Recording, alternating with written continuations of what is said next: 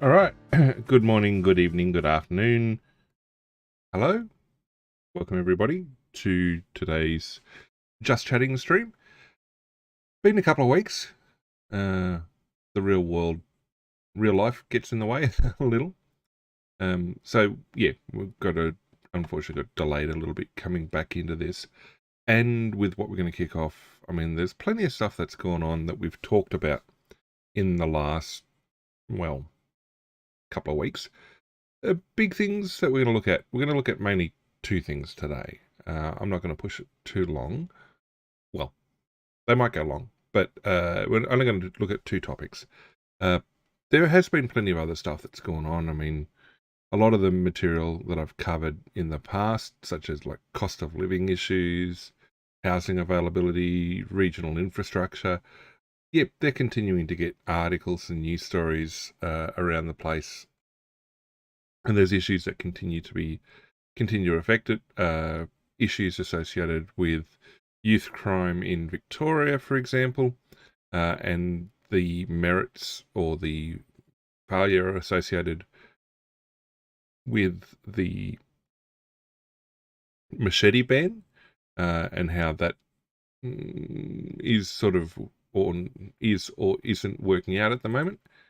So those sort of things. Look, we're going to just not cover those today. Same with geopolitical issues, military issues in Europe. There's certainly been a lot of stuff back and forth in the last couple of weeks. Nothing super new. I mean, we've seen a couple of things where various NATO countries have jumped up and down about routine operations by various other nations that have been completely within international airspace and waters, and people trying to stir the pot. Now, that didn't change from beforehand, so there's really nothing new to add other than to point out either the hypocrisy of what's going on or the factual errors in the claims, which are usually hidden. I mean, they're there if you dig far enough, but it tends to get in the way of the message they're trying to send, which causes, obviously, inflamed feelings amongst people. And I've noticed that as well recently, well, probably more so, with a bunch of social media accounts, that includes YouTube as well, that declare themselves open source intelligence accounts or unbiased reporters on geopolitical issues. The clear majority of them have been very much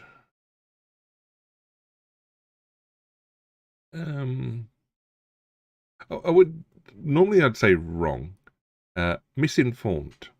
They either take a very narrow, blinkered view of a particular issue and then declare that to be the way forward or the way things are, or they're taking a very biased position before looking at whatever evidence or material they've gathered, and so having to create some sort of artifice that supports what they want to say, no matter how realistic or otherwise it might be. And the drawback is if you're getting a lot of audience because of it, you're misleading a lot of people. Just this morning, I saw an example where the imagery in the posting was of a Boeing P-8 Poseidon taking off from an airfield. The commentary associated with it implied that it was either Royal Air Force or Royal Canadian Air Force. Well, it actually mixed the two together and said they were the same Air Force. They got the aircraft right, that it was a P-8, but then said that it was operating out of Reykjavik, and there's another detail as well. The only correct detail that they had was the aircraft type. It was a P-8 Poseidon, which belonged to the Royal New Zealand Air Force, specifically 5 Squadron, and that was identifiable by the roundel on the side of the airframe, the fact that the serial number started with NZ, and the fact it had a 5 Squadron tail flash. And it was operating from Auckland Airport, not Reykjavik.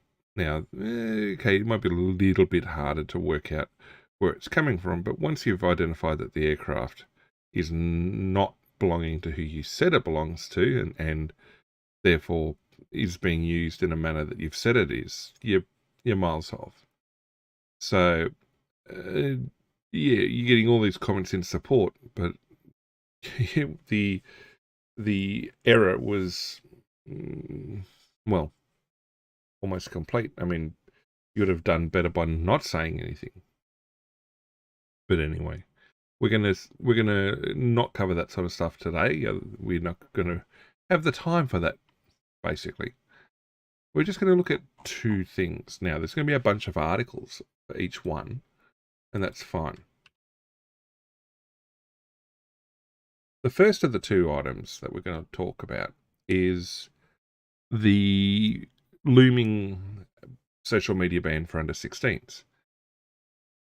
Now, I haven't been touching it for 2 weeks because, well, I haven't streamed a Just Chatting stream in 2 weeks. The articles we're going to drag from will go back over that 2-week period. So there will be some inaccurate content in these earlier articles, but it's going to show how dynamic this is.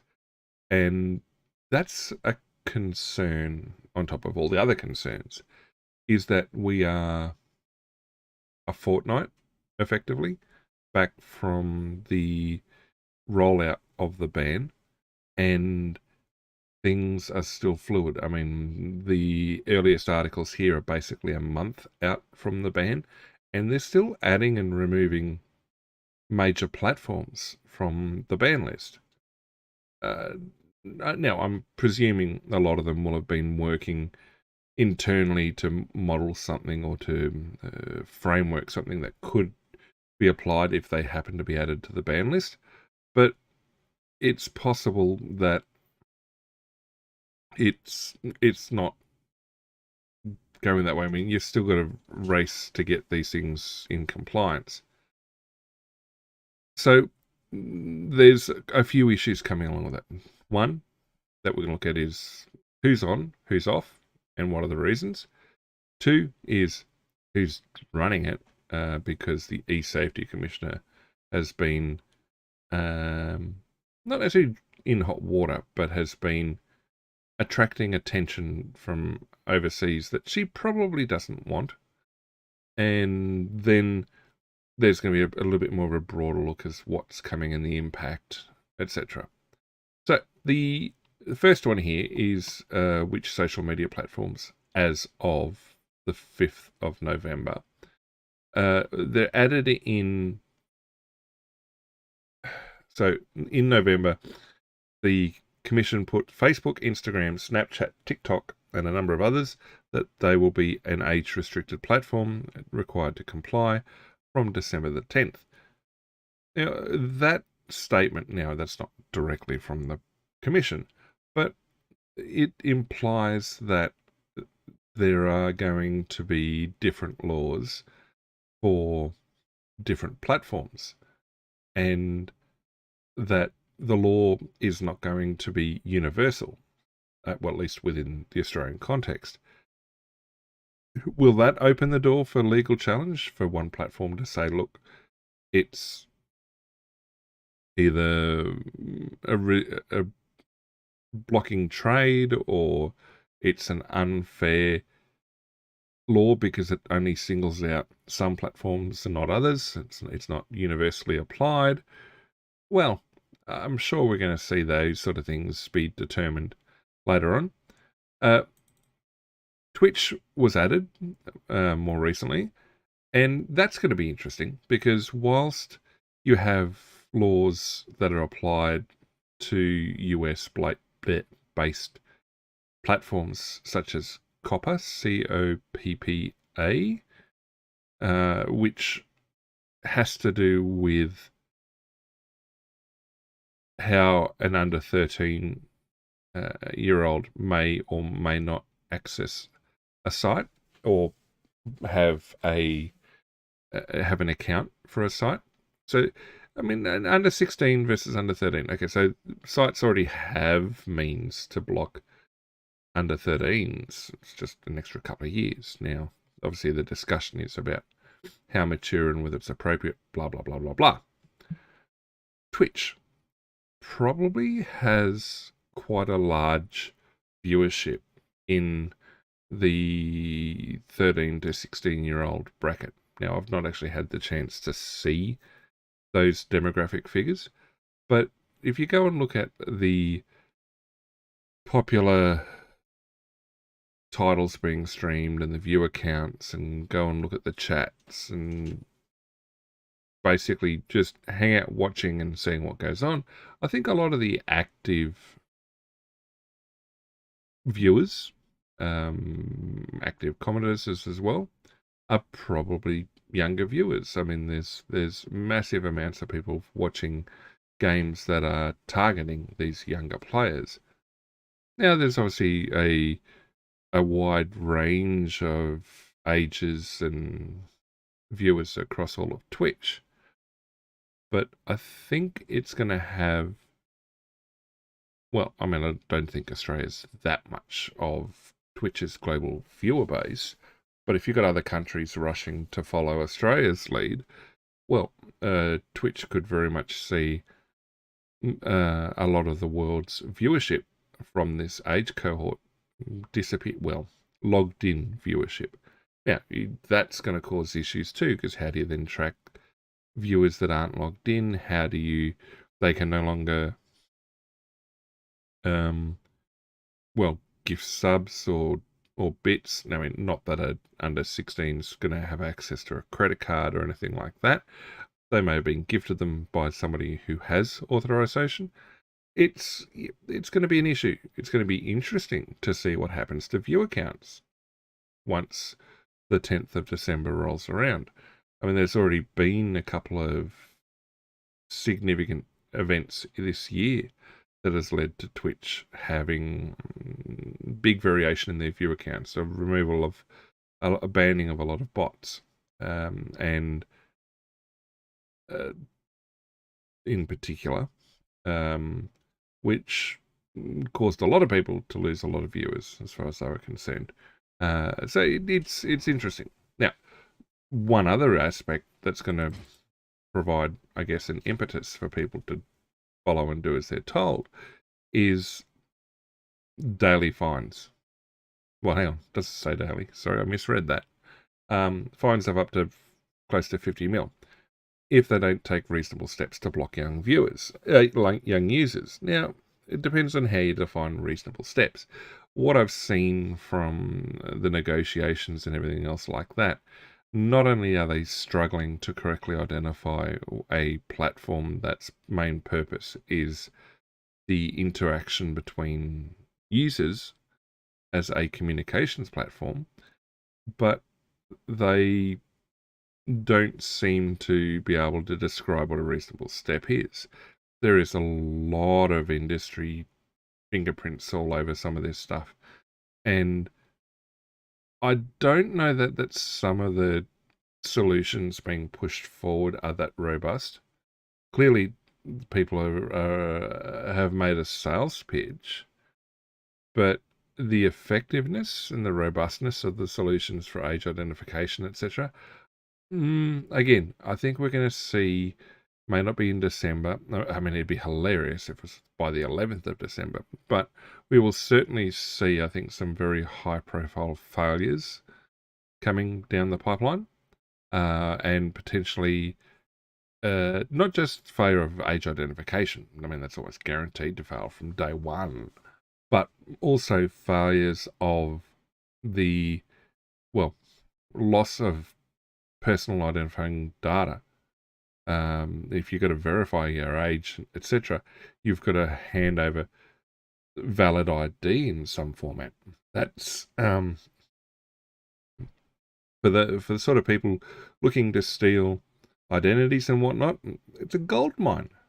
They're going to be after that stuff like, well, yeah. So at the time that this article was written, back on the 5th, we had TikTok being banned, Instagram being banned, so on the list, so 200,000 TikTok users in the 13 to 15 age bracket.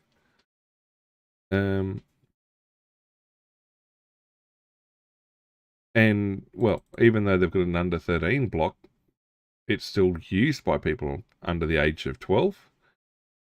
So, yeah, I agree with the statement here made by TikTok that a ban is likely to push younger users into corners of the internet where protections don't exist. And there's been examples of videos up on YouTube and articles. In fact, the ABC BTN program, Behind the News, which is kind of like a news compilation aimed at primary school to earlier, well, mainly primary school viewers. So it presents key news issues from the previous week, I think, in a format that kids can understand. And they had an article, or they did a thing just the other day, looking at what it meant to go and use these sites not logged in, and whether that was more risky than using it logged in. Now, YouTube, for example, the algorithm is king, clearly, but if you've ever tried to use YouTube logged out, you'd be, well, if you tried to do it, you probably wouldn't be surprised. But if you haven't done it, give it a crack. Log out of YouTube, or log out of Google, and try using YouTube while not logged in. It can be terrifying what comes up. And you realize that because you're not logged in, you can't shape it. The algorithm, whilst it's got means to identify the user in very general terms, isn't going to be shaped or tailored while you're logged out. So you're at greater risk of things. Plus, all the advertising you're going to see is not going to be age appropriate either, really.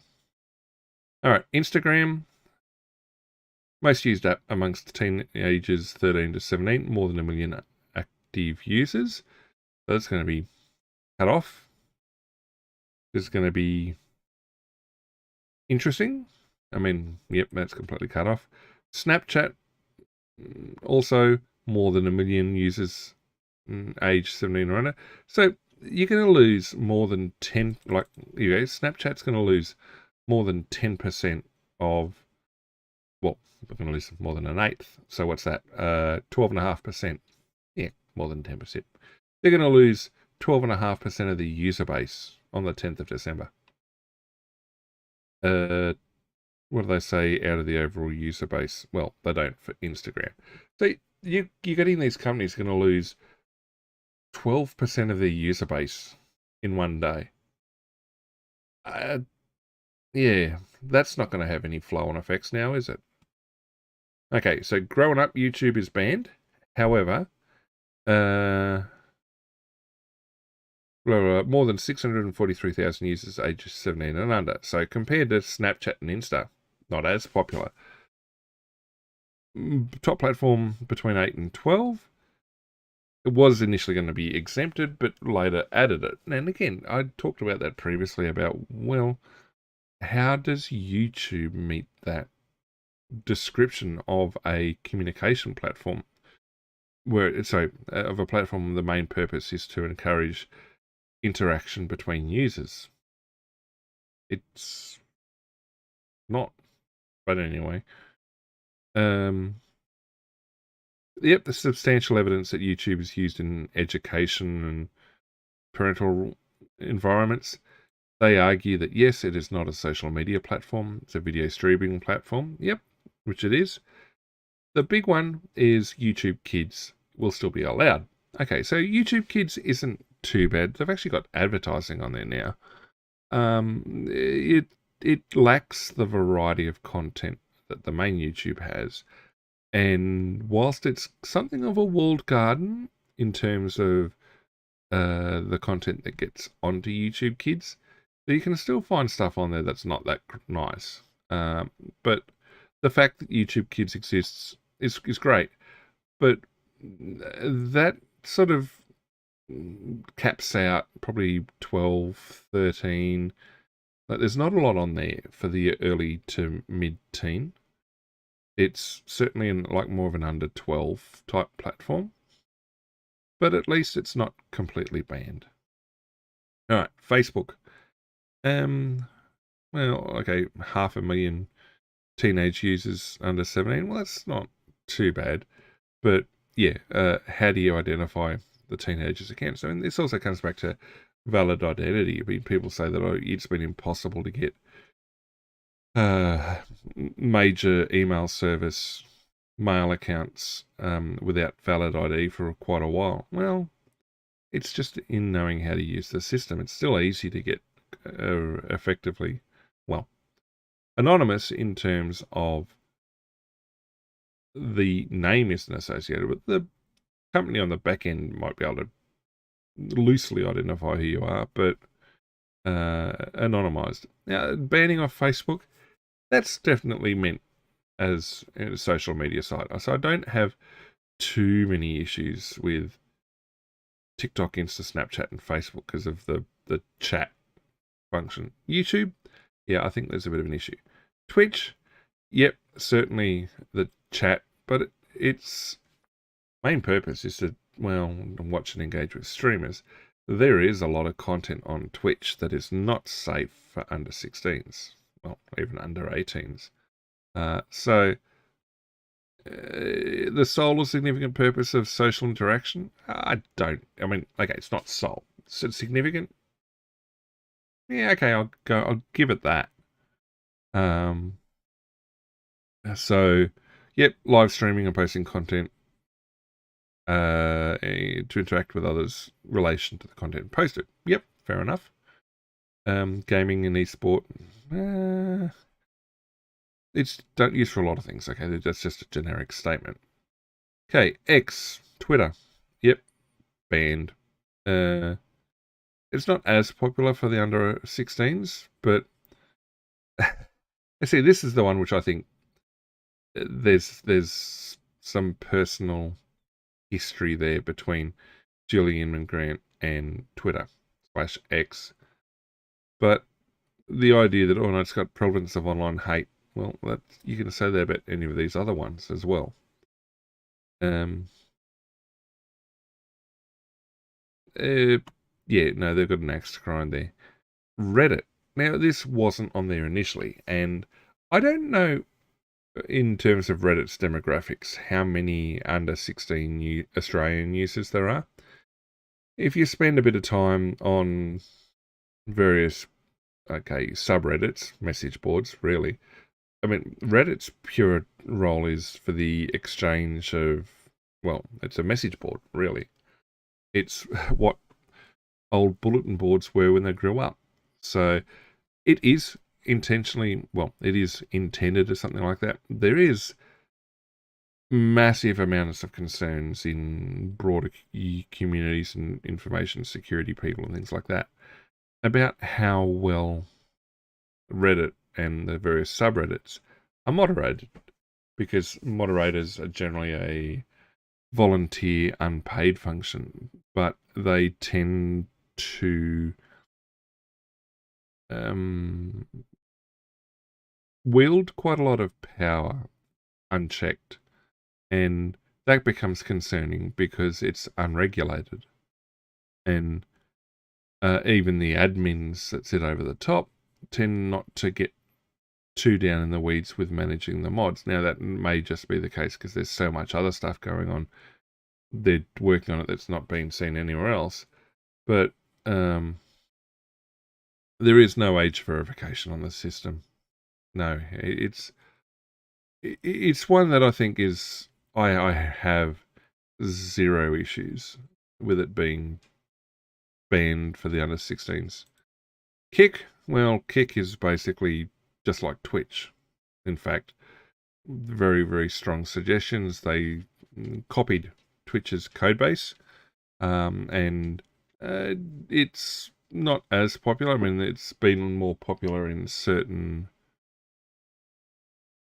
streaming content, but it's there now.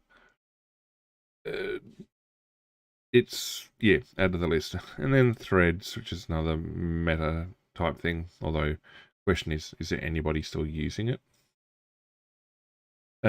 So to avoid the age limit laws, the platform must fall under one of the exempt classes. Well, you can't change what your platform is. So messaging, email, video, voice or video calling, online games.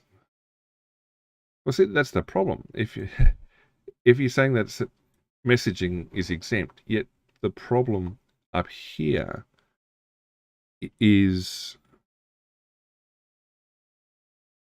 well, how you define a social media platform. One of the reasons cited here for content that enables users, including Australian children, to interact with others. So what's the point of messaging, email, or voice or video calling? Which is probably why Discord avoids the ban hammer, and the concern about the user community on sites like Roblox. And so you've got people scratching their head about the ones that are banned, yet Roblox and Discord and all those other sort of things are woeful in terms of what's on them, and yet they seem to be exempted. I don't know what sort of sales pitch they made during the industry briefings and the engagement that led to the commission agreeing. And it, for people who've dealt with information security for a while, seeing things like this raises some severe doubts about the internal processes by the commission and about how well they understand the playing field. So platforms that will still allow under 16s: Messenger, WhatsApp, YouTube Kids. Okay, YouTube Kids, not an issue. Discord, that's an issue. GitHub, GitHub is initially, predominantly meant as like a code storing, sharing. It's a code versioning tracker, basically. But it does include commentary. Not commentary. It allows users to submit comments, but its main purpose isn't that. I don't know of anyone that's using GitHub as a chat channel. Lego Play, that seems a bit specific.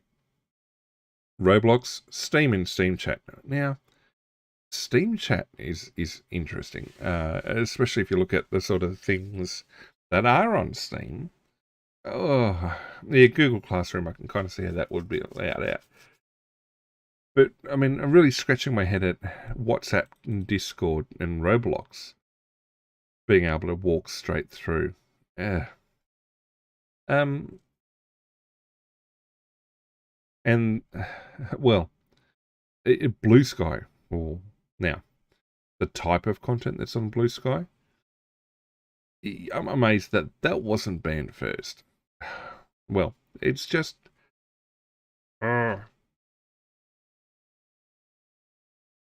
And this statement by the Commissioner that it's a dynamic list and will always change. Some of the companies, when they made the initial assessment, were very much on the line. It's her being... It's an admission they don't know what they're doing. Because if the criteria of what's exempt and what's not was so well defined, you should have been able to do this list up and have it fairly static for at least 12 to 18 months. Not only that, you could quite then easily point to the mitigation practices that they've brought in. Well, I mean, it's an blanket ban on under 16 users. Platform's not going to change just because of age verification. But they should have been able to give a very clear list of who was on and who was off. And anyone who was added or removed would either be because they're a new service, they've stopped service, or they've been able to very clearly explain or justify why or why not they should be added. So yeah, that now this was obviously a couple of weeks back. That obviously was spread across the various news services. So I mean, it came across onto the Channel 9. That was the ABC, the one before. So again, yeah, they picked up that Reddit and Kick were added, and this was again on the 5th of November. So obviously the commission had come out and given a short list, an updated list. Here, the commercial news is less afraid of pointing out that Roblox has been the target of accusations of sexual predation against children. And if you go and look at Roblox criticism, for example, online at the moment, it's almost all going to be focused on that. Now, they've engaged in very shady practices in a number of areas, but the current main thing that's targeting Roblox Online is the suggestion that Roblox is not doing enough to protect young users of their services, and people are being groomed and abused through Roblox or being taken from Roblox onto other services like Discord, where it takes place. And so GitHub, GitHub. So yeah, the idea that so they've, and that's again, that's something that sticks out to people is like, well, you've got this very public mud being thrown at Roblox for good reason, yet the eSafety Commission is like, no, Roblox is fine, but we want to ban YouTube. It smacks of political and ideological reasons, not technical reasons. So, I mean, no changes to the other stuff. Fines, yes. Reasonable steps, I don't think, are very well understood either. And so it's going to cause, again, it's going to be legal challenges left, right, and centre. You talk to child psychologists or psychologists who deal with teenagers, they would argue, don't necessarily say outright, in general, they'd support the idea of restrictions on the use of social media and technology by under 16s in order to give them times to develop.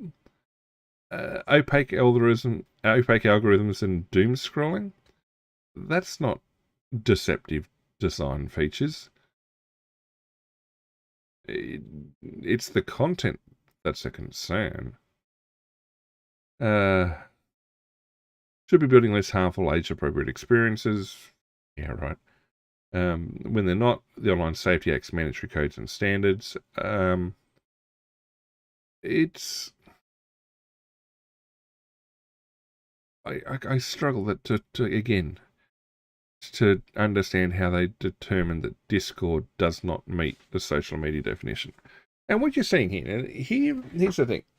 What they've not added to the list on either side are message boards that have normally been the targets of ban waves or people who are upset with freedom of speech, like 4chan or Kiwi Farms or 8chan or, well, there's a range of other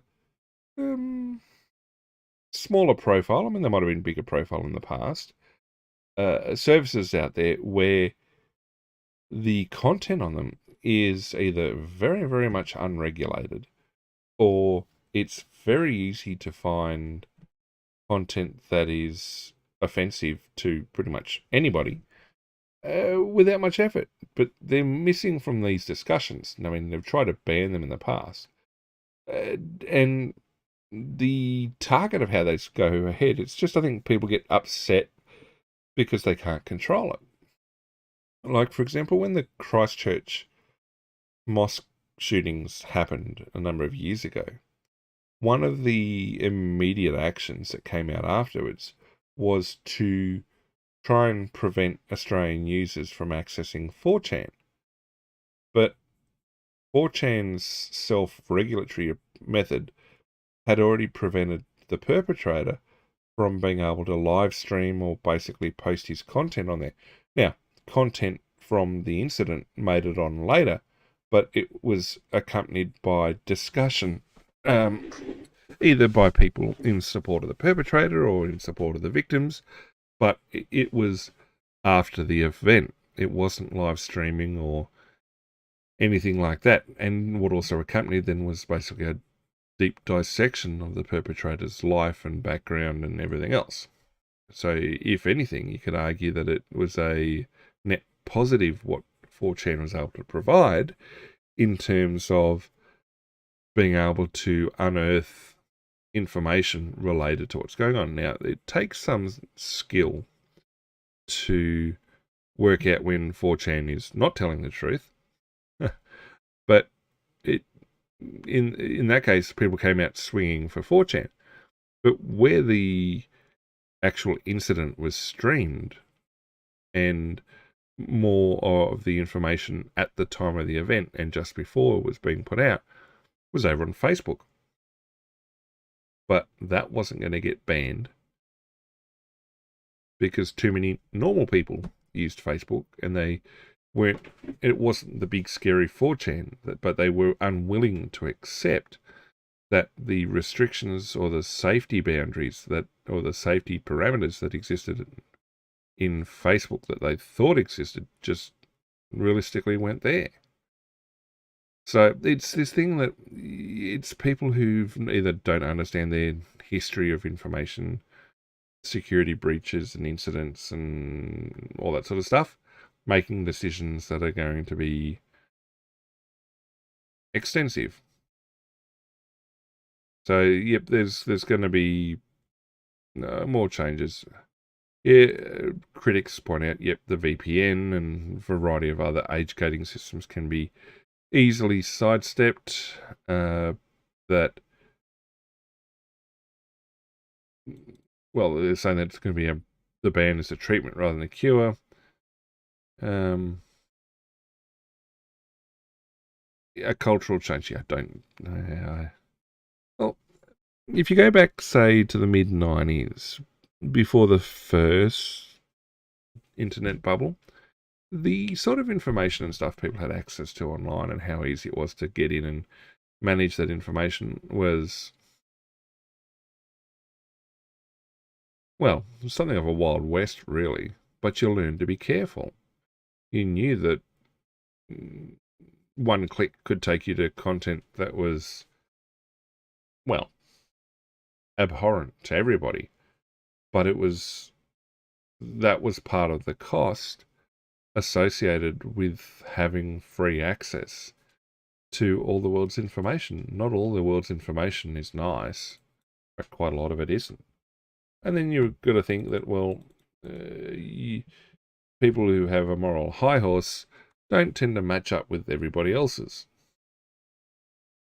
And so you have any attempt to censor is going to be opposed by other people who think that it's a curtailment of speech or who have their own moral compass that doesn't agree with yours.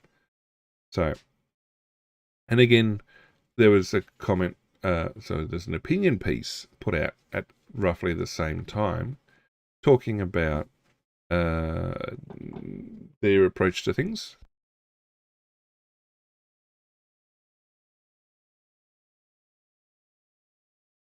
And,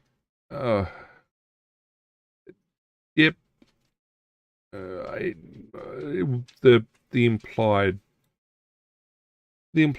statement here is that this attempt to ban information and everything else is a generational problem, and it's being led by generations that don't understand the lay of the land, don't understand the playing field. Can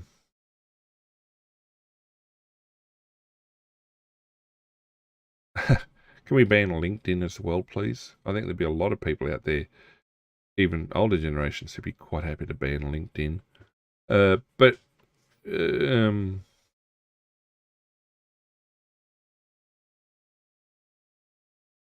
that's a statement here that's apparently being from the E-Safety Commissioner, talking about all kids these days all want to be YouTubers, head back into the band room, go get off the internet, go be creative elsewhere. Yeah. The world information era has changed. Yeah, and I mean, statements like that don't dissuade people from the idea or from feeling that this is being agenda driven, that this is ideologically driven and not being driven from a technological viewpoint. It's taking out a lot of good with the bad.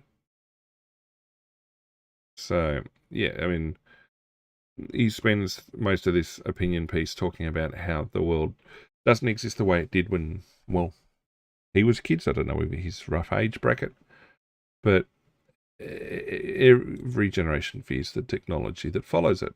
Yep, comic books, television, video games, arcades, modern music, you name it. It happens. It's there. I mean, yep, there are real concerns, yes, and there are real problems that need to be addressed. In essence, it's an acceleration. A lot of these issues were still there even back then. You just used the technology at the time to access them or to enforce them. It also meant that the impact was a lot more local. Problem now is the impact can be global for the wrong things.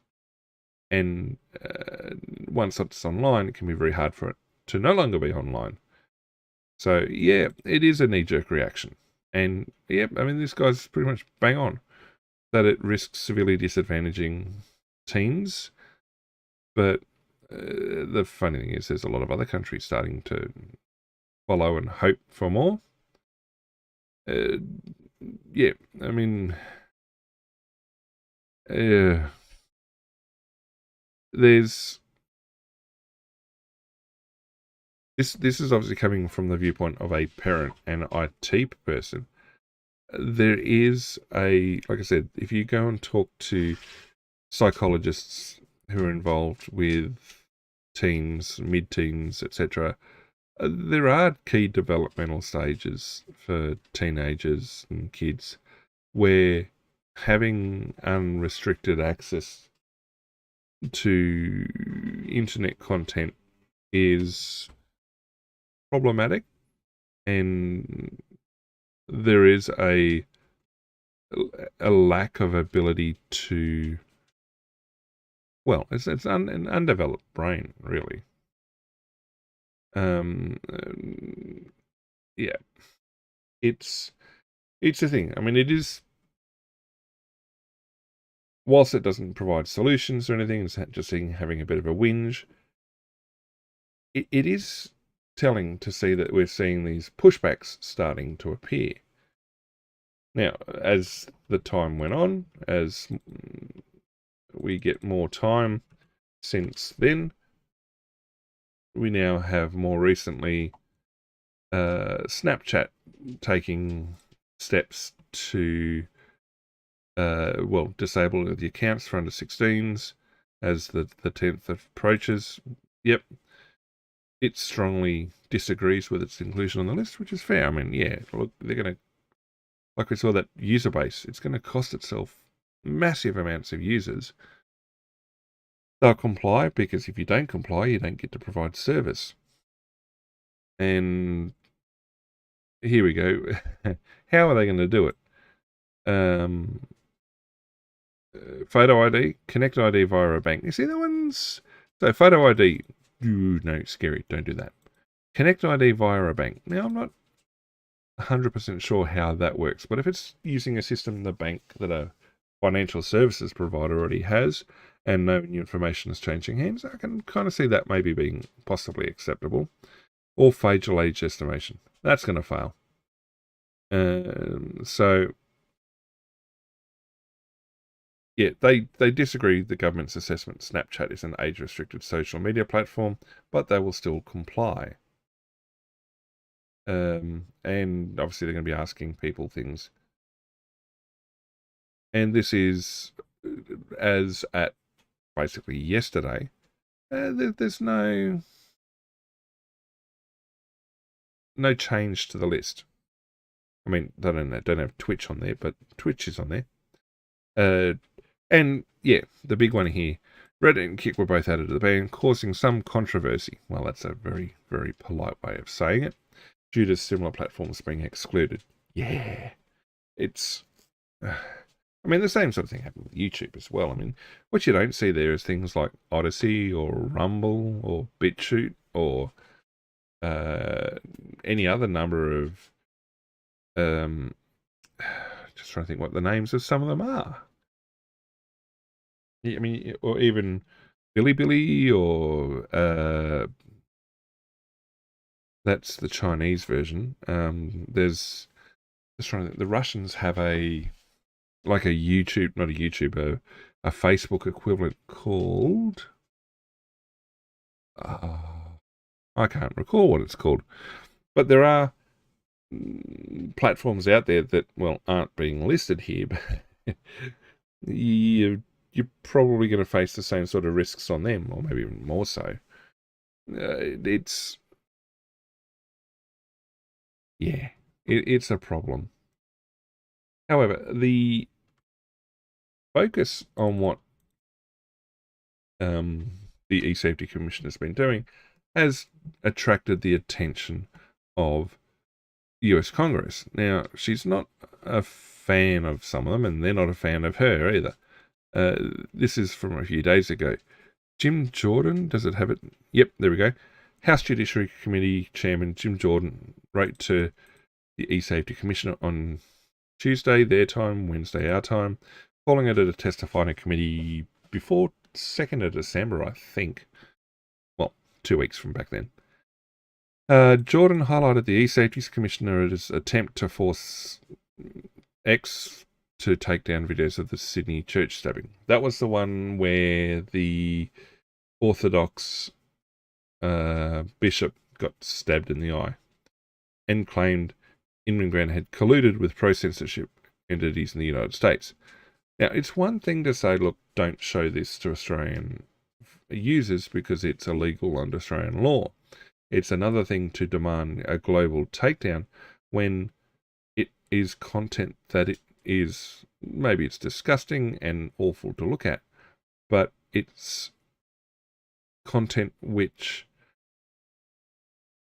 is not illegal in those countries.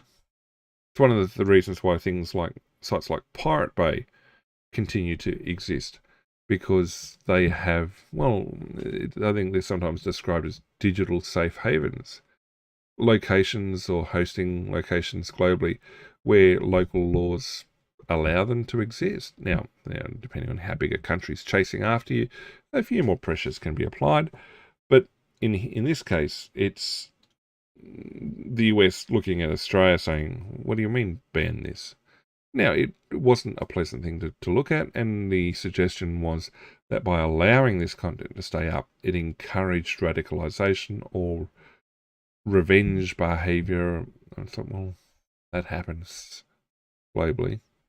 But the point being that, take it down. No one should see it. We need to control the narrative on it. Using that same line of reasoning, no one would have ever found out what happened in Charlotte. The Ukrainian refugee Irina, I forget her last name, was brutally stabbed.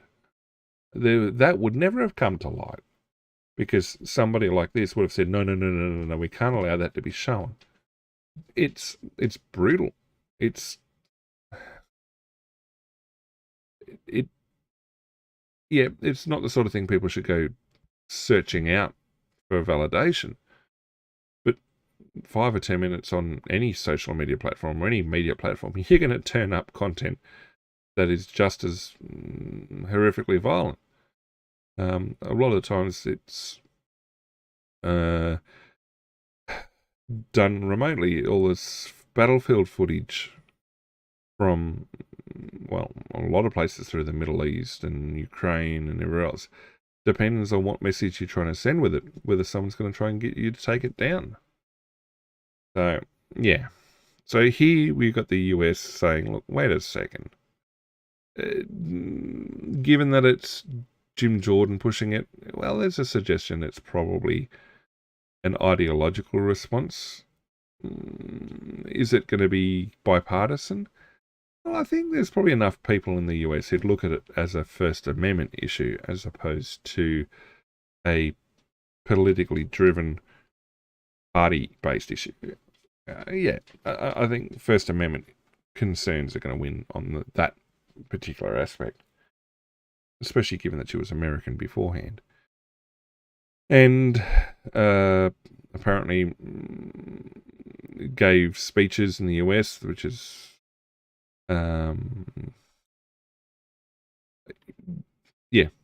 expansive interpretation and enforcement of Australia's Online Safety Act, Online Surveillance Act, including your claims of extraterritorial jurisdiction.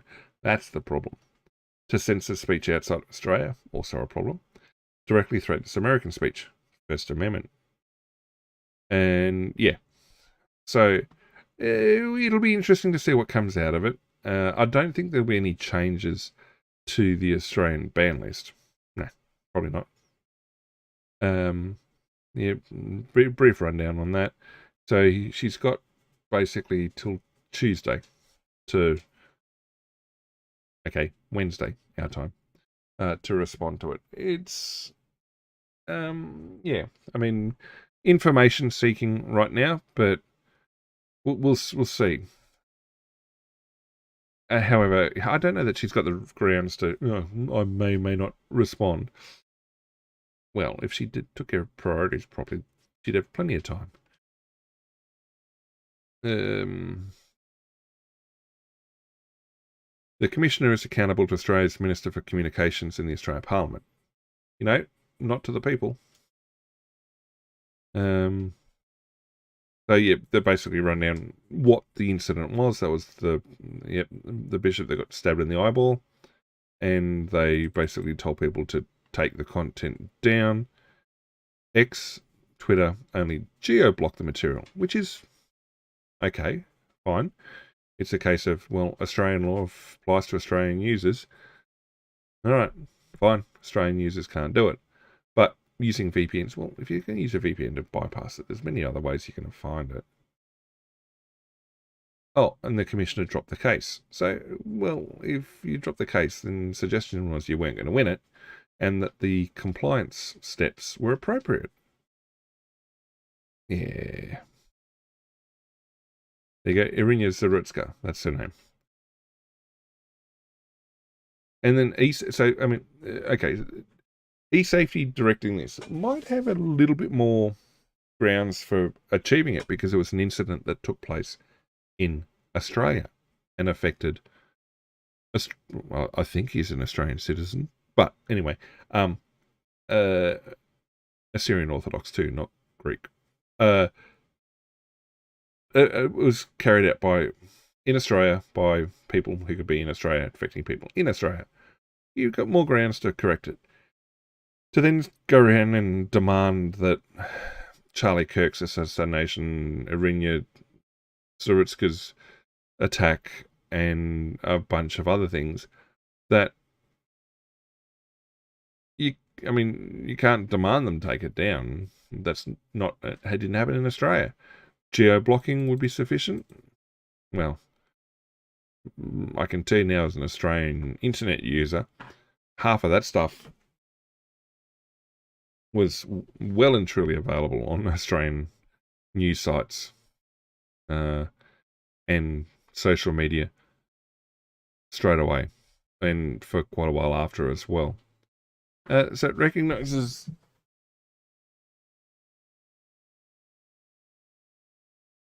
the importance of news reporting and public commentary. Well, the agent they the agency says it has no role regulating opinion, commentary, or political speech, but they are. They're doing it. It's, I mean, they're saying think of the children, whilst regulating opinion, commentary, and political speech. I'm going to move on from that one.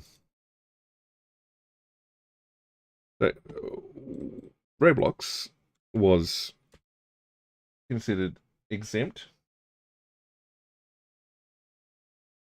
but they're going to introduce age estimation using facial recognition-y type things to limit the age, the chat to age groups. I don't see that not working.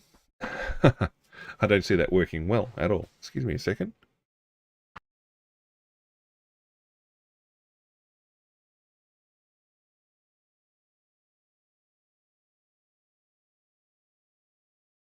Yeah, no, that's not going to go badly at all.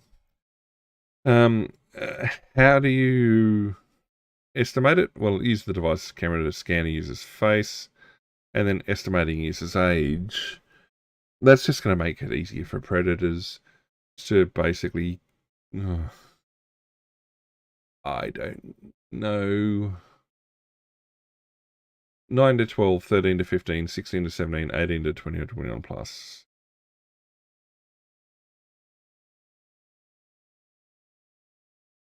Yeah, so it'll be required from the first week of December. Now, Roblox is already in the exempt bucket. Doesn't need that.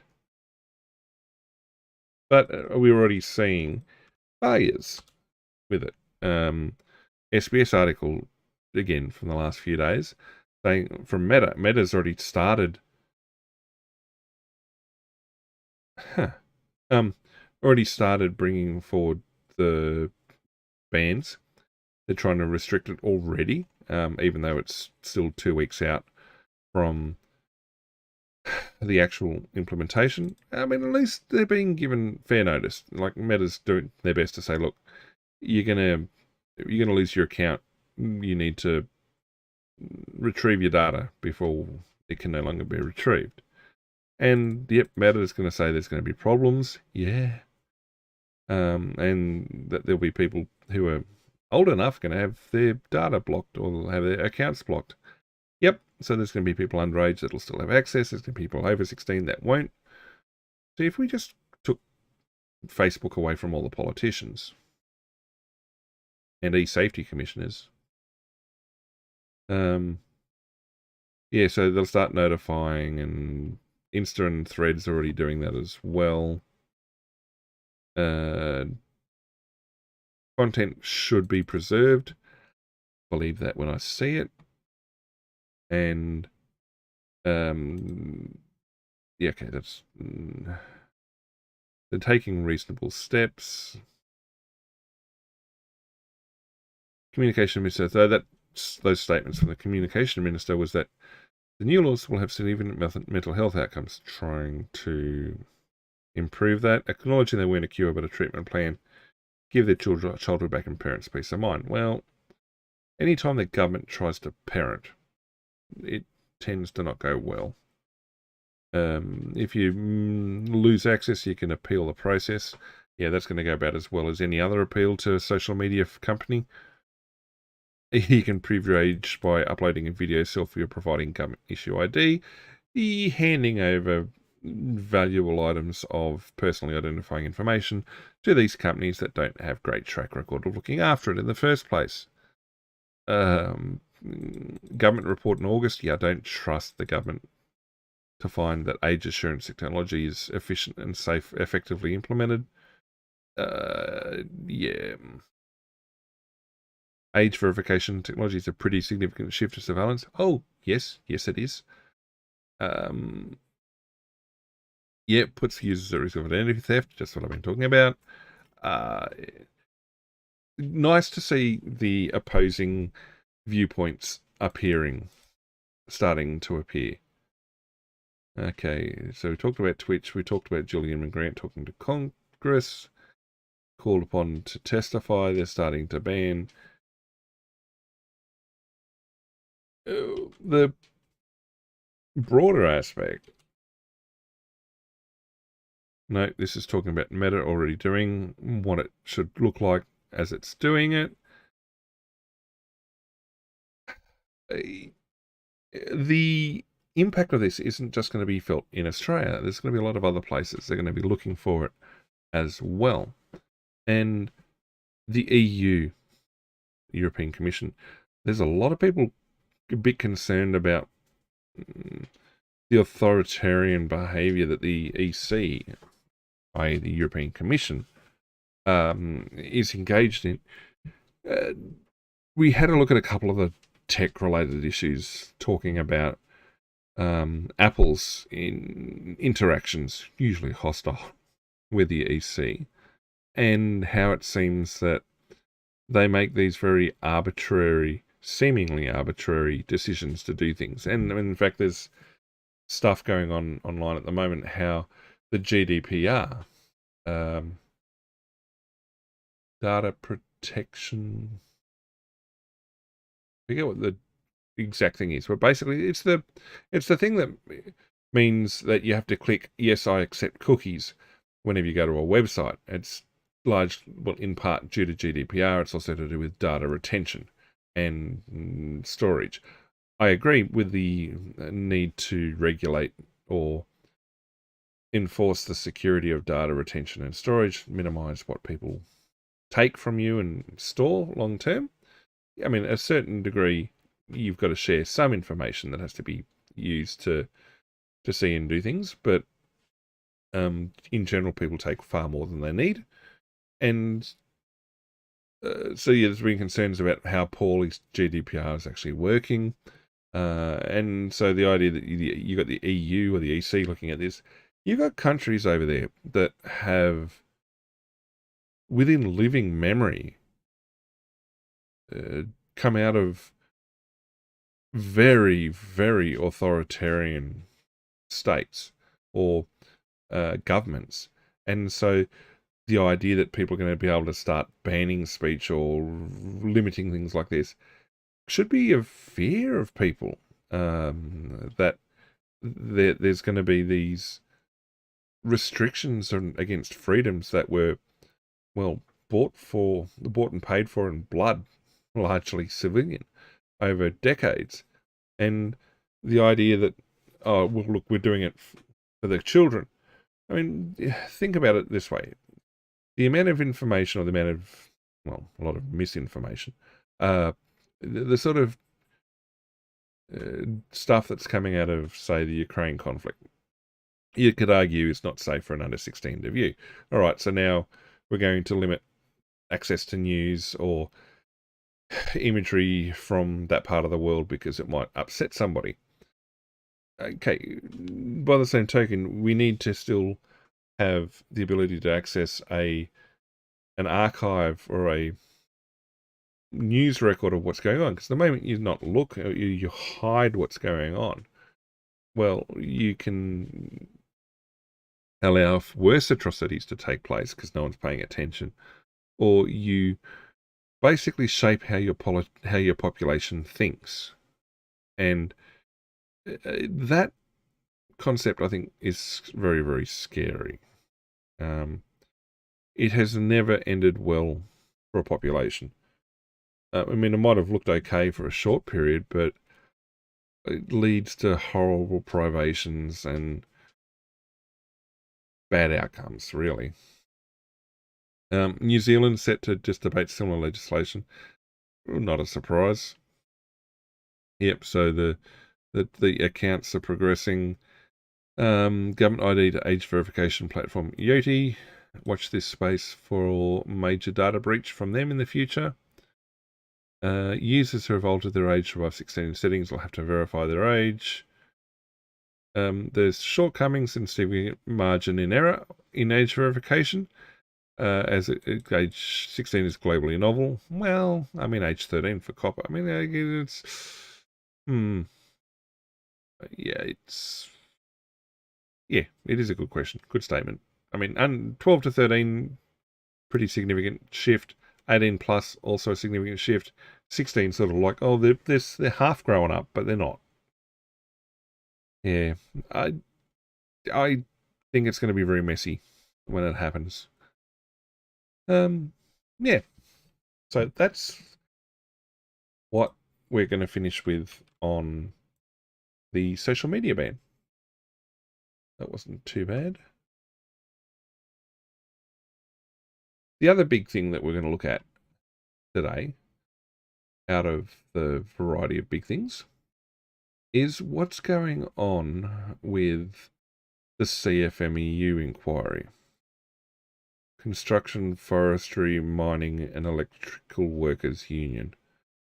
We talked about unions and their powers and stuff in the past. We talked about Australia's union history, in unionisation and history, how things came out of the Eureka Stockade and what happened as it went forward, and the role unions and workers' rights have had in shaping how Australian politics has evolved. Then we also talked about how the CFMEU in particular were at loggerheads with the Victorian government during the lockdowns for COVID. Both sides were right, both sides were wrong, but it was a split between the political party that naturally the unions supported and the unions, and that the political party threw it back in the union's face as, well, we don't really need you as such. And obviously there was all sorts of other bits and pieces. Now, CFMU has had, or unions have been under investigation in Australia on and off over the decades and years. We've had a variety of unions become very, very, very, very strong in their respective workplaces, and worker rights and protections in Australia compared to a lot of other countries are actually really, really, really good. Now, how we got those, you could say, is the result of union activity.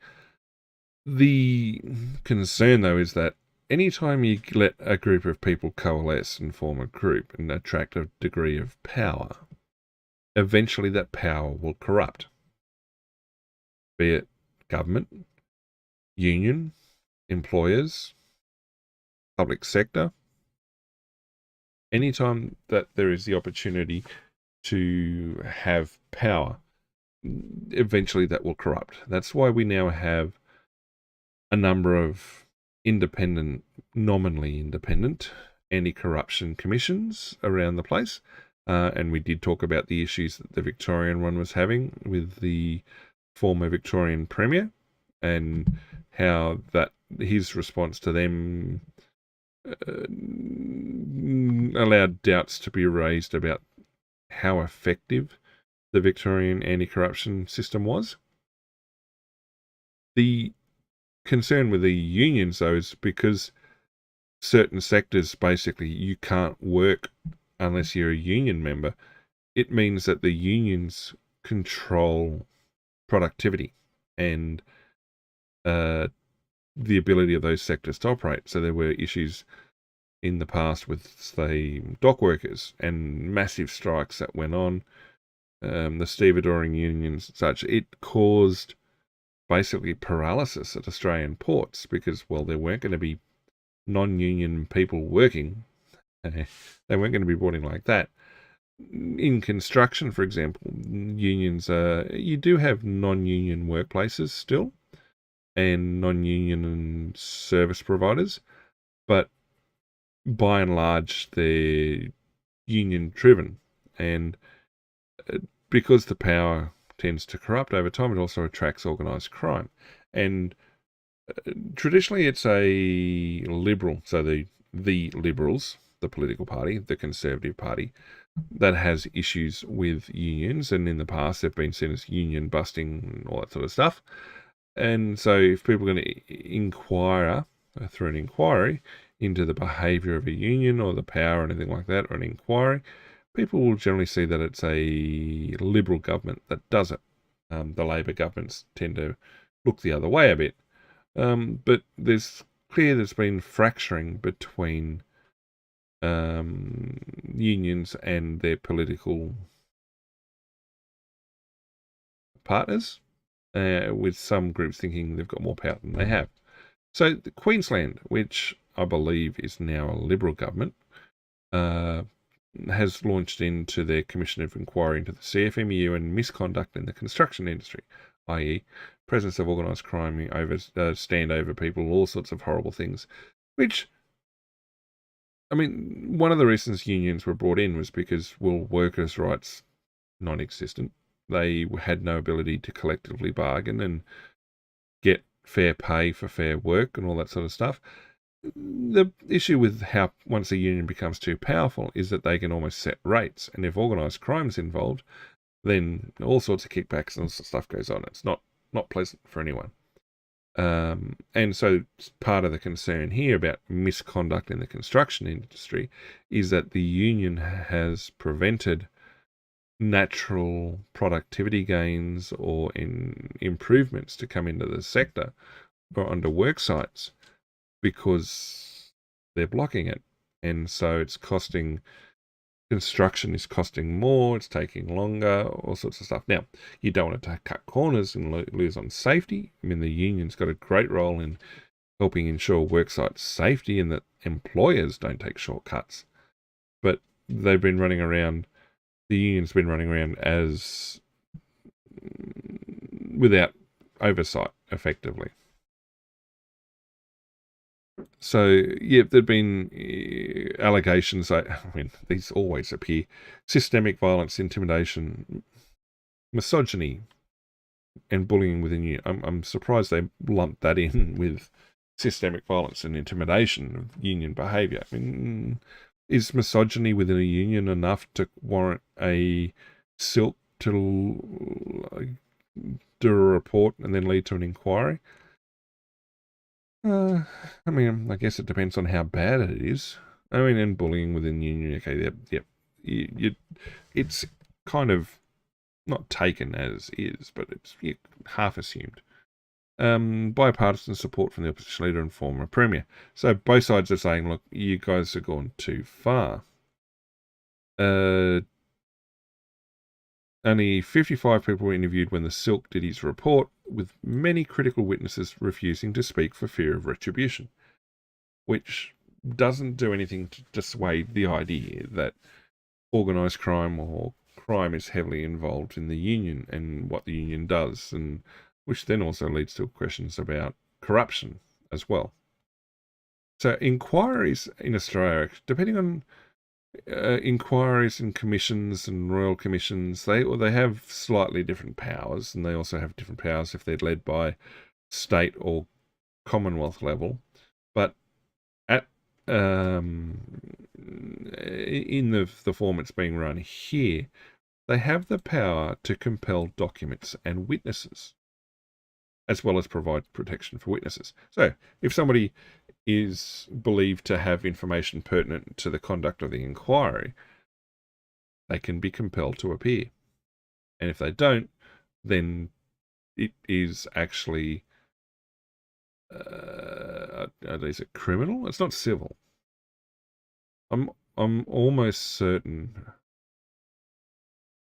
I mean, it's in the legislations. I had to look at government agencies, inquiries and commission type things not long back. I mean, royal commissions are very, very interesting what they can do. Now, some do, again, depending on the type of inquiry and everything else, it may not be able to direct outcomes. In other words, it may not be able to say, you will be charged with this. They can make recommendations. So the inquiry might recommend that a witness who failed to appear could be prosecuted for whatever the actual breach is, and then it's up to the Crown, the prosecution service, whatever it is, whichever state it is, to decide to proceed or not, and to provide protection for witnesses. Yeah, I don't know. I think a lot of people are very suspect about what that might represent. The idea is that you want to make work sites safe and productivity continue. I mean, it's a fair statement to make, but people being afraid to come and talk suggests the powers and the corruption's too entrenched. The Labor's Fitzgerald moments. There were some very, very big police corruption and misconduct inquiries in the late 80s and the 90s. My own personal belief is that the New South Wales corruption inquiries, police corruption inquiries, were the impetus for New South Wales Independent Commission Against Corruption to be established. And to my mind, it's been probably one of the better commissions, anti-corruption commissions. And certainly they had some really, really good successes early on, which sort of sold the rest of the country on the importance of having something like that. And they went after everybody too. I mean, top politicians were no longer immune from being questioned or even charged.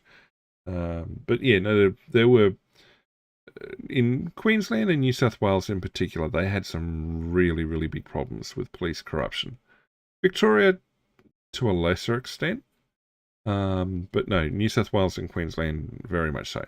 And for people who remember those timeframes, it's possibly and quite probable influenced how the last federal election turned out, because Peter Dutton, who was the opposition leader at the time, the Liberal leader at the time, had formerly been a Queensland cop.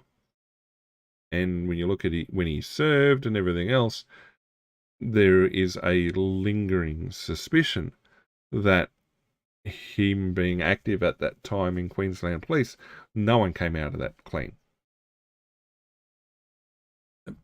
But I think those allegations were either largely unproven or basically left to the dustbin of history.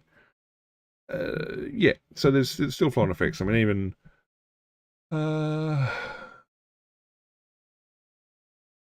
the recent, I don't know if it's an ICAC or government-led thing, the New South Wales, it might have been an inquiry into gay hate crimes again, through the 70s, 80s, early 90s maybe, and the response of New South Wales Police to that tied into the corruption as well, and Vice in and around King's Cross and all those sort of bits and pieces. Yeah, grounds for lots of corruption. It's great entertainment. Not corruption is entertainment, but these inquiries are great entertainment. Pity they come too late for victims, but so this is one that, I mean, okay, so Queensland going after them because they're a conservative government. Well, people say, well, that's fair enough. The bit that stands out to me is the fact it was the federal government, as they are now, who placed the union or the construction branches, the C part of the CFMU, into administration. That's a Labor government placing a union into administration. So, which implies that there's that breakdown of that relationship between them. Something's obviously going on in the back rooms that is now playing out in the front rooms. So that was the hearing actually began 20th. What's the date on the article? The 18th. Sorry. So it began.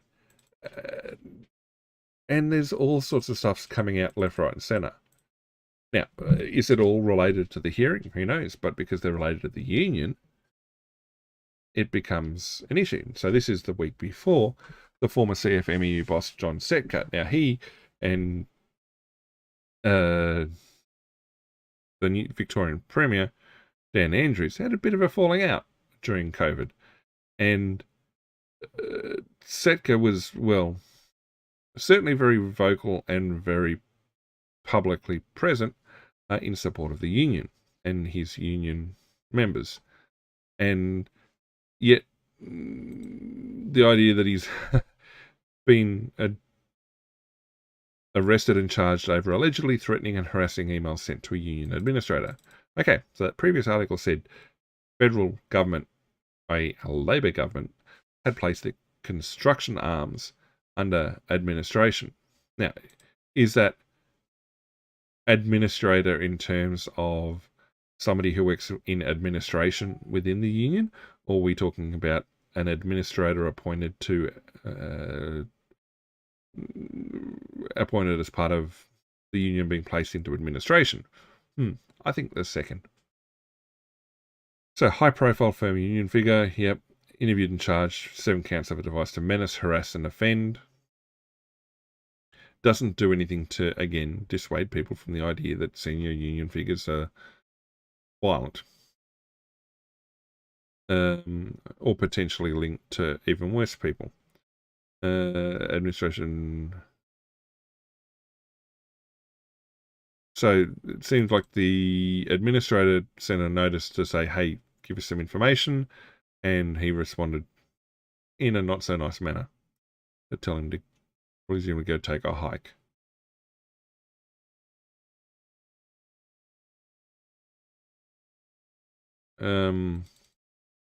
So again, there's another task force to probe alleged criminal behaviour within the construction industry.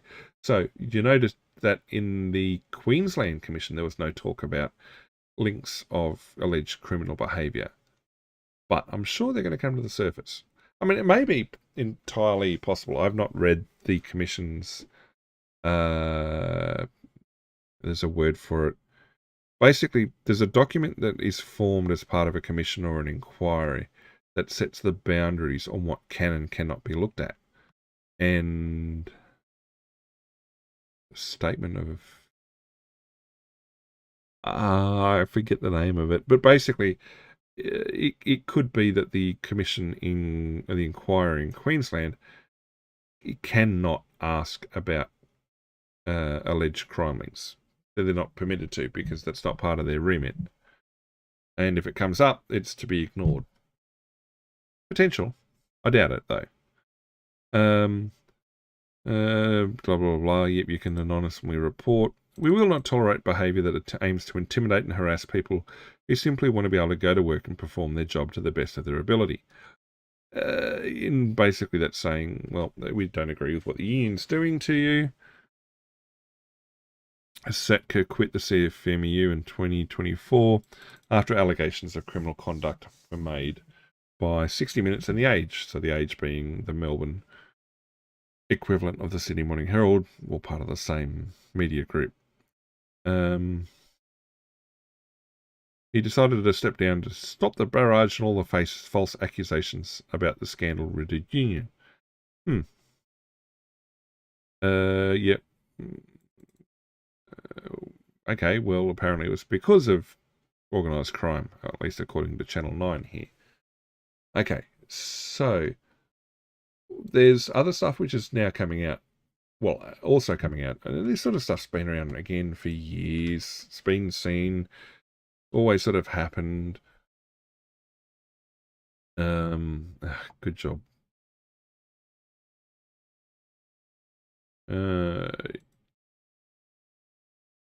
Anyone who wants to be like that, we'll skip their stuff.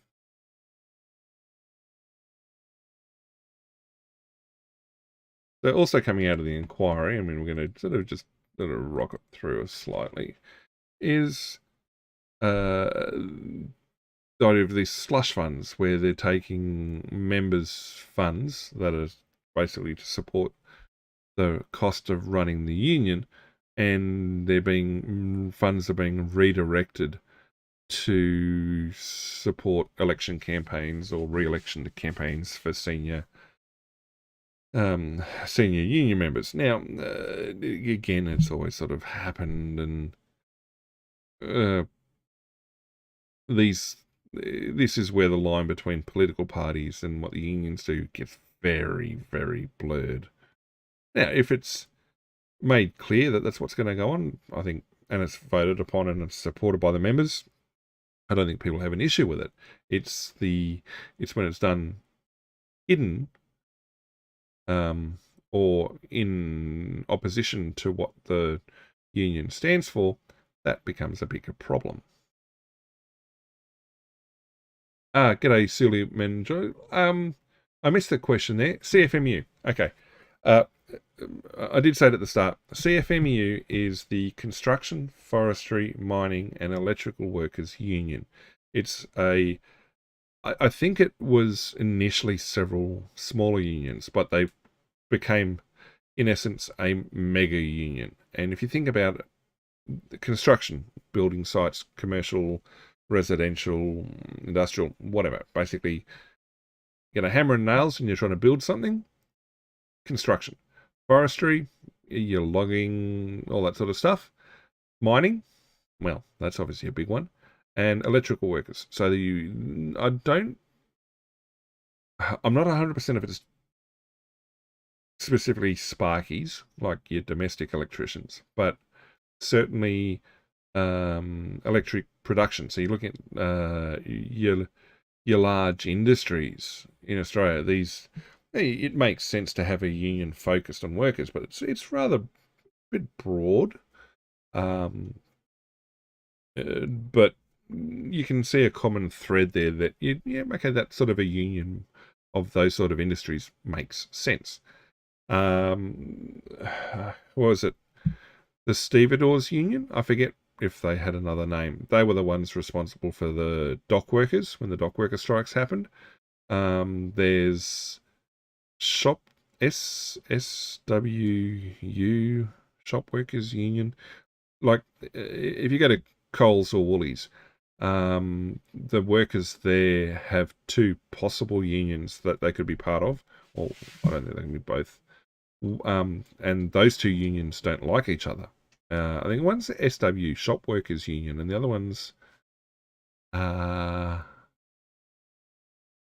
can't remember. But I do know that, for example, retail workers have two unions that are at each other's throats, because each argues that the other's not doing the right job looking after their people. Health workers have a couple.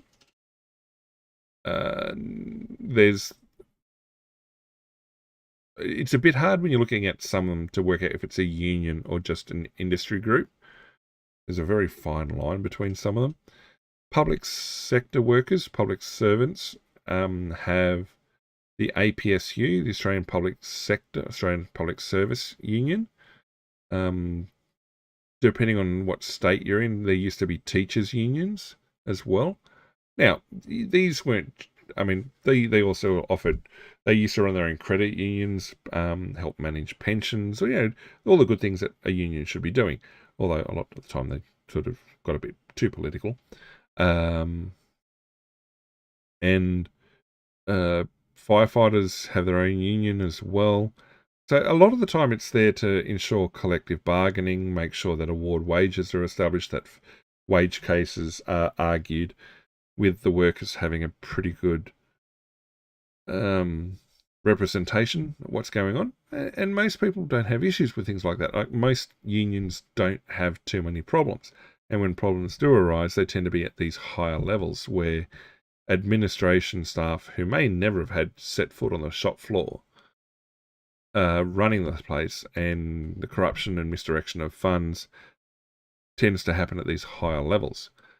The CFMEU's been a problem on and off for a while, and yet now there's attention being turned to it, and it's going to have some pretty flow-on effects. So yeah, I've been calling it the CFMU the whole time because that's what it is. I did describe it when I flopped over, but no, You're right. If you didn't understand it, ask. United Workers Union, another union there. Childhood education, aged care, hospitality, and manufacturing. UWU might be the one I was trying to think of. First for the shops. Now, in Australia, a compulsory unionisation is an interesting thing. Like, I don't think it's... I mean, I'd have to have a look. The industries I worked in, it was not compulsory. And in fact, we didn't have one, I don't think. But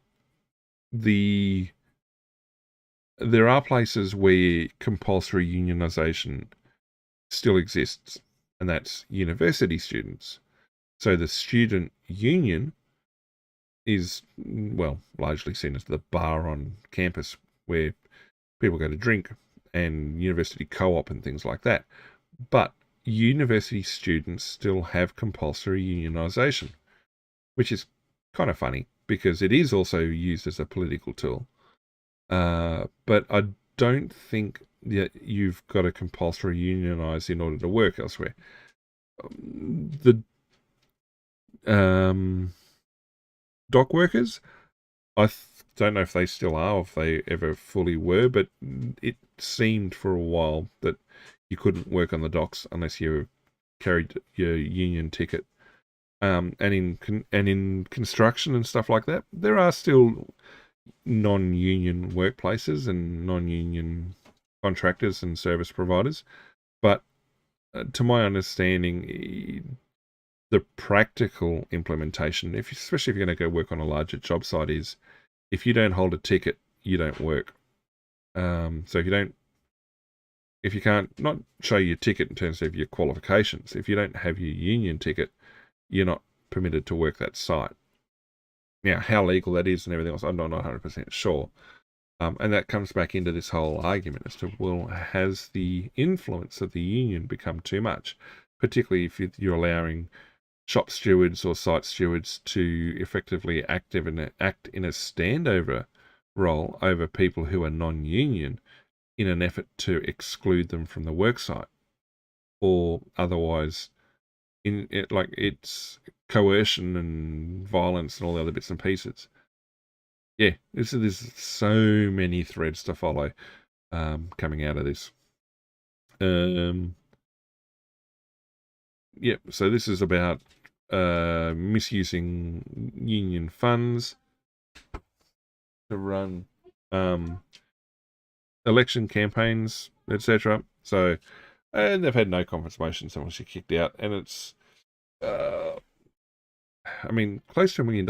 It's cheap for political grandstanding, but yeah, you're talking about rather low-paid workers. Yeah, they're not going to be happy. So it's all sorts of fun stuff.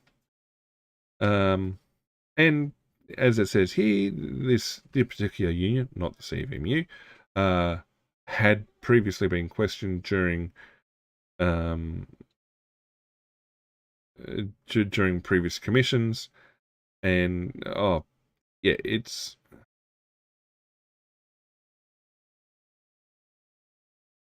coercion here. Employers' support for fundraiser linked to future cooperation for the union.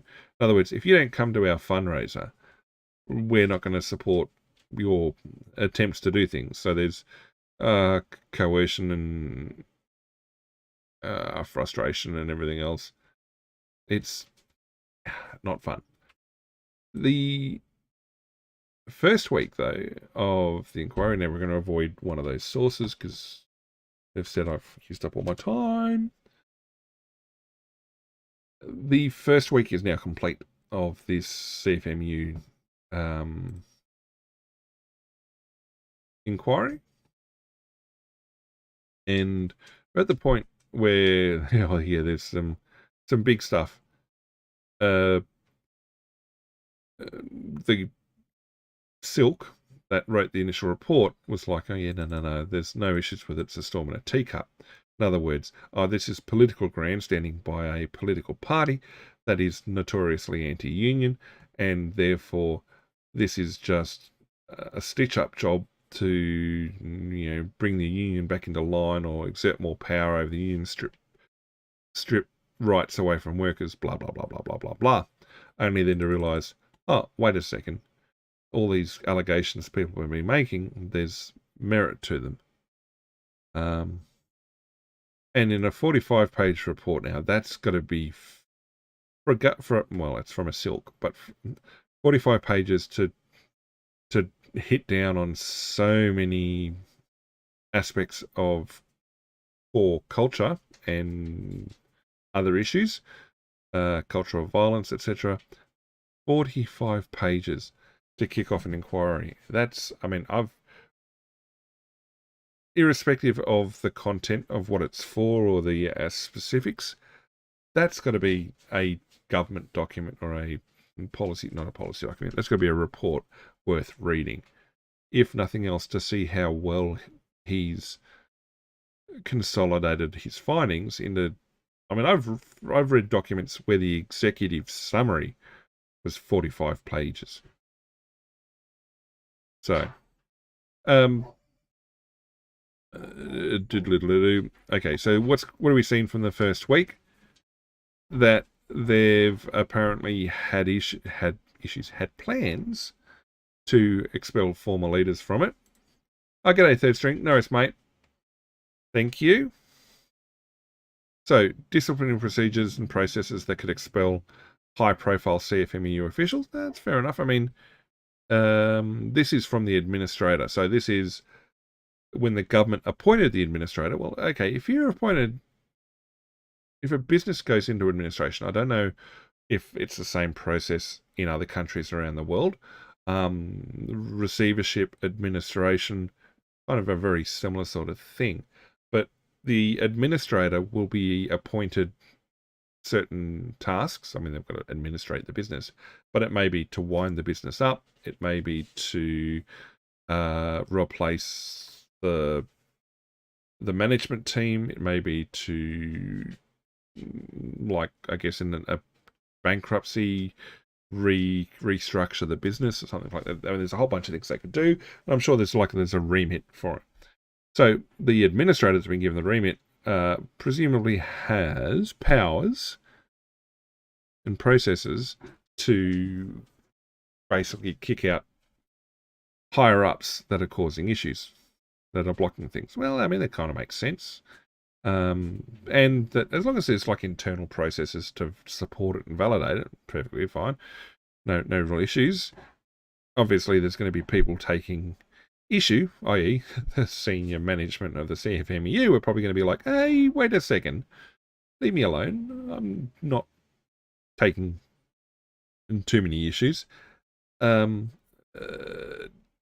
idea, and then this is this assumption or this viewpoint that a lot of people have in general, that there are people within the unions that are running them as their own personal kingdoms or fiefdoms, and that you've got these people who may never have actually set foot on workplaces, or were only there very, very temporarily, because effectively becoming politicians and rising up the union power structure.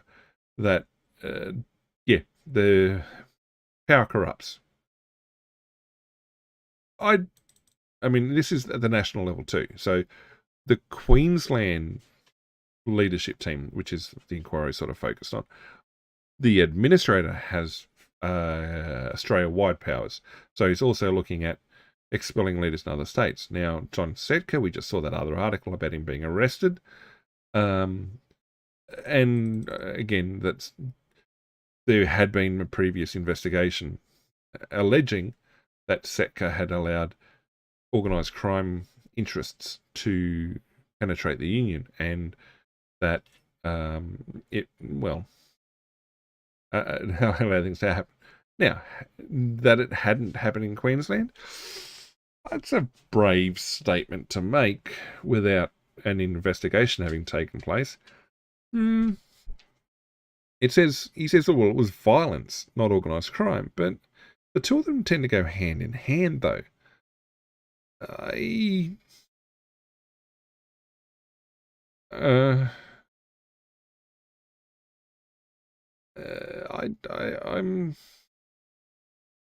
I find that hard to separate, to be honest.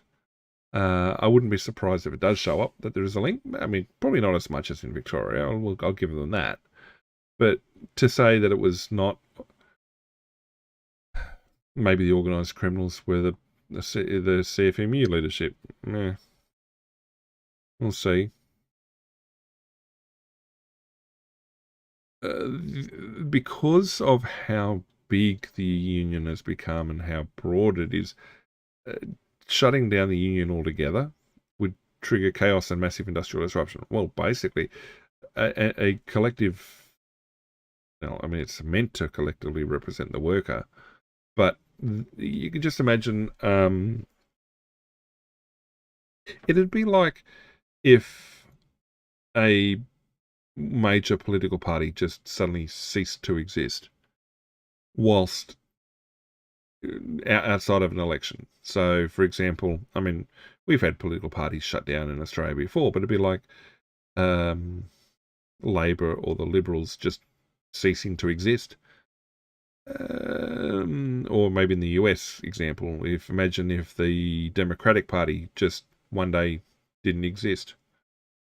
And so Congress wakes up one day and goes to work and wait a second, there's no one on the other side of the aisle. Or it suddenly fractured into the same number of independents. And because now there's no longer a collective bargaining, no longer a collective representation. I mean, it won't take long for a union to re-establish its, well, some form of union to establish itself. But in that time frame, yeah, there's the potential for massive disruption.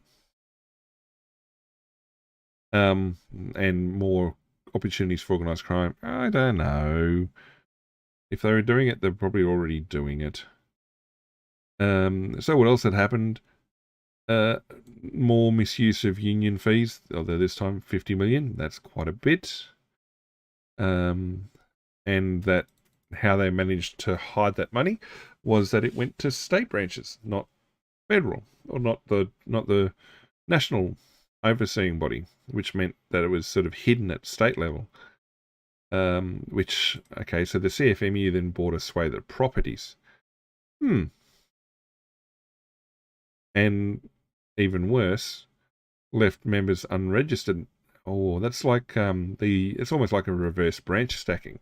Now, we talked about branch stacking. We looked at Victorian politics before. That's where they bring in people who don't normally live in an area to vote on the pre-selection of a candidate for a seat by the party, and so they basically stack the branch with people who will vote a certain way, so that their preferred candidate gets the seat, and then gets the nomination, and therefore runs for the seat. It's like, okay. Although in this case, what they've done is they've disenfranchised up to 20,000 members of the union from being able to have a say in the direction of the union. That's not insignificant. That's amazing. And the fact that they kept it secret. Ooh. And this is only week 1. Power was a potential motivator. Yeah, we talked about that. Then there were people who were linked with crime in certain ways. I do like how the news outlets have to present facts or statements in regards to crime. That a relative of a union member, person X, drove officials to meetings with the investigator and provided them with tape recorders. That was interesting. The driver has since been charged with torture and murder in an unrelated manner. Which is like, well, what, they're an angel before that? They were a saint and did nothing wrong? It's sort of like, well, they've been charged with these horrible behaviours. Is the implication that they were possibly doing these horrible behaviours before, or inclined to that, or yeah.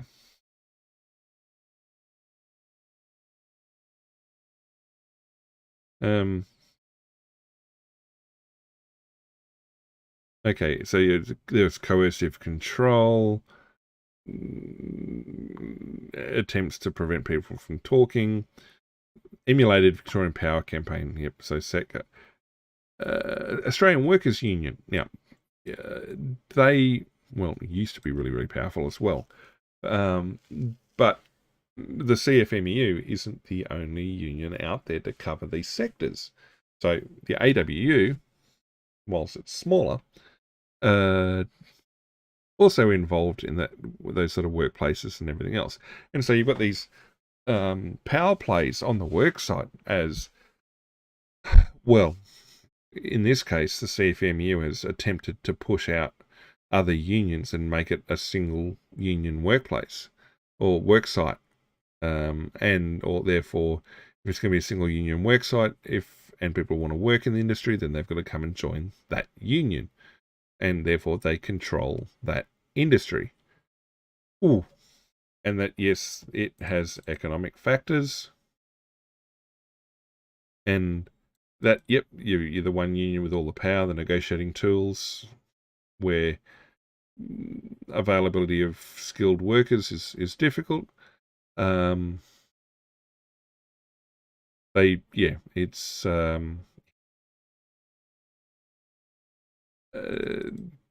and then you've got the issue of violence, implied or otherwise, and standover actions on work sites. And I mean, with people with cameras on their phones, it's a lot easier to capture this now. It's a lot harder in the past. It happened in the past as well. But how the union has basically kept the worksite to itself can often be very close to the line of legality. And here they're using aggressive behaviour towards rival union members and non-union workers to try and coerce them off the worksite. And so, yeah, in internal disputes,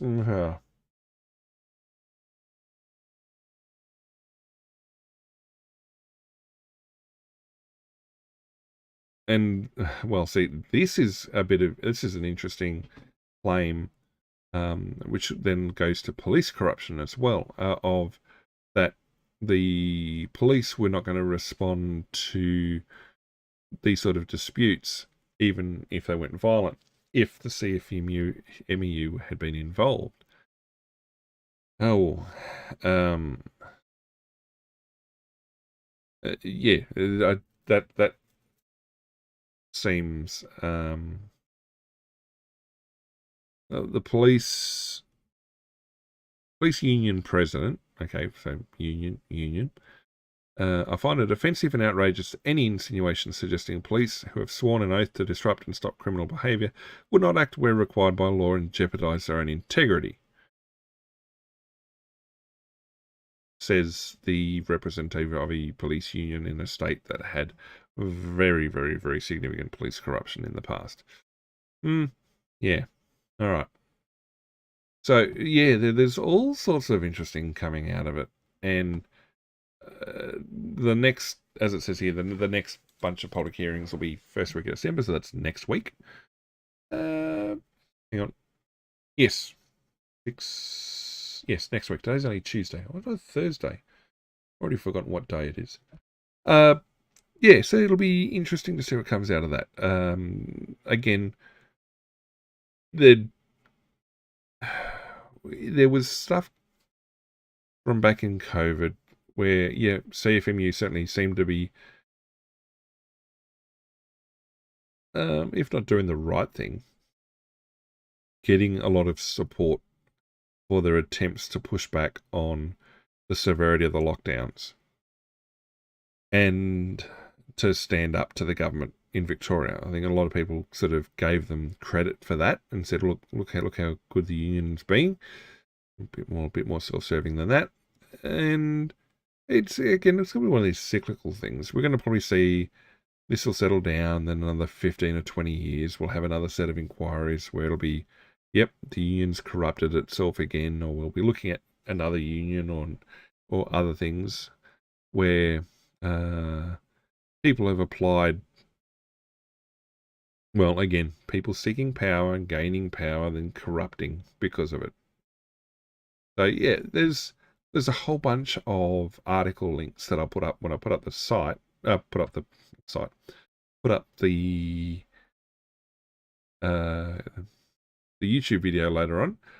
That'll run through all of the links that. Well, I mean, a lot of them say pretty much the same thing, but it's important to see that this is something that is, well, going to be sitting on top of the news or towards the top of the news heap in Australia for a while.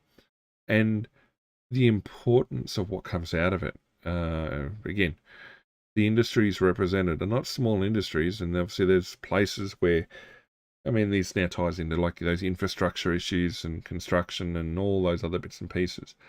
It's going to have an impact on all of those as well. It's not just isolated to the few people doing bad things here. There could be some very serious consequences to those broader concepts. Or not concepts, broader efforts to do things. But we'll close things out there for the day. We'll drop them into the chat. I'll put some tunes on. Not that one. Yeah, we'll go with that one. And we'll close it out. Okay. Next stream is going to be tomorrow night. We're back into Pillars of Eternity. We're currently so back in the gaming streams. We're pretty close to, well, we have finished the DLCs and all the other non-main task bits, so we're going to be back onto the main task, onto the main acts, the main quest line. That'll be at normal time tomorrow night. Then Friday, Prince of Persia, The Two Thrones. Saturday, we are getting back into our Minecraft SMP. So, looking forward to that. Sunday, we've obviously got our giveaway, which this week is for